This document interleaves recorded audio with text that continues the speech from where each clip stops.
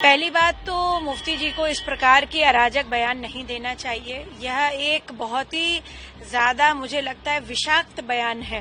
ये पूरे देश के लिए एक उदाहरण है कि किस तरह भारतीय जनता पार्टी साठगांठ से चुनाव जीतने के जरिए नए नए ढूंढती है।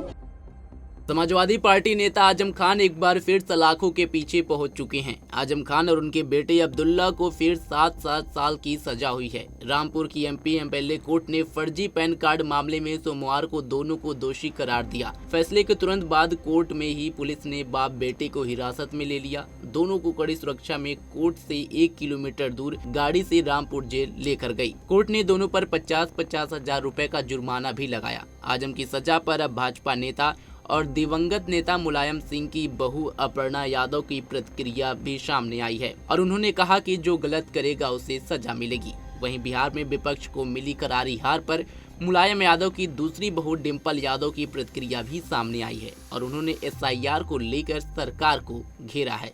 सुनिए मुलायम सिंह की दोनों बहुओं ने क्या कुछ कहा। पहली बात तो मुफ्ती जी को इस प्रकार की अराजक बयान नहीं देना चाहिए। यह एक बहुत ही ज्यादा मुझे लगता है विषाक्त बयान है और कश्मीर में युवाओं को भड़काने वाला बयान इस तरीके का इन्होंने दिया है।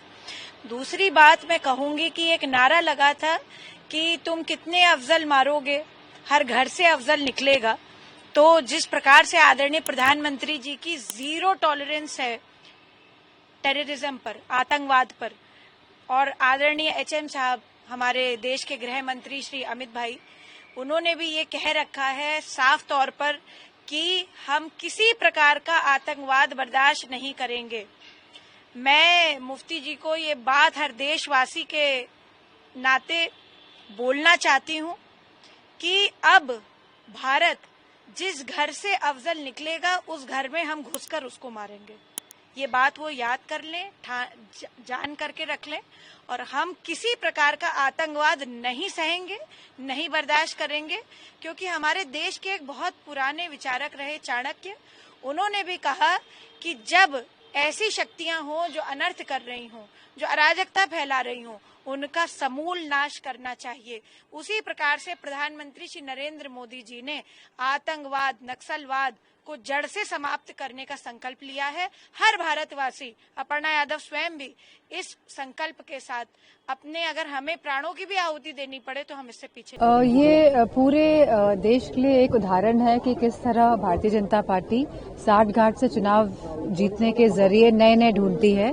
जिस तरह हमने देखा कि SIR ठीक चुनाव से 1 महीने पहले आया और जहां पे 69 लाख वोट्स काटे गए और 24 लाख लगभग नए वोट जोड़े गए, और कहीं ना कहीं इलेक्शन कमीशन ने जब लिस्ट मांगी गई कि कौन नए वोटर्स जुड़ रहे हैं, तो यह लिस्ट अभी तक उसने इलेक्शन कमीशन दे नहीं पाया है।